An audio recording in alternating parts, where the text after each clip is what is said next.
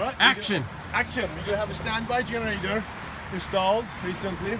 We do want to disconnect the power through the meter, so we have totally disconnection through the house.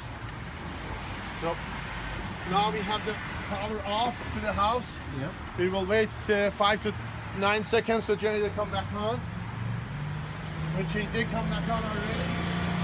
Another 5 to 9 seconds, the house should be electrically energized.